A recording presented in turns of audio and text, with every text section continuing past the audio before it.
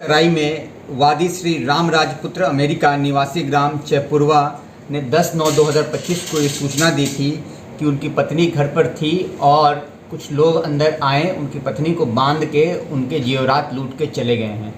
इस सूचना पर तत्काल पुलिस ने मुकदमा पंजीकृत किया, निरीक्षण घटनास्थल किया गया। निरीक्षण घटनास्थल में ये तथ्य प्रकाश में आया कि सारे सामान बिखरे हुए हैं और पुलिस ने पूछा कि गहने कहाँ से ले गए हैं और वहाँ गहने खोजे गए तो गहने एक कूड़े जैसी बाल्टी में अंदर में गहने रखे हुए थे, ऊपर में फटे हुए कपड़े रखे हुए थे। उसको उधेलने पे वहाँ पे गहने मिल गए। तो उसने बताया कि ये गहने मैंने छिपा के यहाँ, फिर उसने अपना वर्जन बदलते हुए ये बताया कि ये गहने मैंने यहाँ छुपा के रख दिए थे, लेकिन इसके अलावा जो अन्य गहने थे वो लेके चले गए हैं। जो उसने धारण किया था, अपनी बिछिया और ये सब जो धारण किया था वो फिर लूट के लेके चले गए हैं। तो उसके आधार पे हम लोगों ने आगे विवेचना प्रारंभ की और जो मकान था वहाँ पे पहुँच के लूटा गया था, इस बात की पुष्टि आसपास के लोगों के द्वारा नहीं की गई थी। आसपास के लोगों ने बताया कि उन्होंने किसी व्यक्ति को नहीं देखा।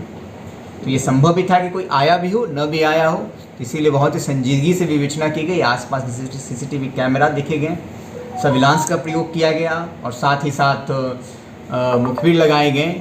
और इस पे हमें कुछ ऐसे ऑडियो क्लिपिंग प्राप्त हुए जिसमें घटना का करने का जो पूरा प्रक्रिया बन रहा था वो हमें प्राप्त हुआ। और उस क्लिपिंग के आधार से ये स्पष्ट था कि ये घटना खुद इस महिला ने रचा है अपने पति के साथ मिलकर, और अपनी सासू माँ यानी बेटा जो है उसकी अपनी माँ के गहनों का गबन करने के लिए रचा गया है और रचकर उन्होंने ये प्रोग्राम बनाया था।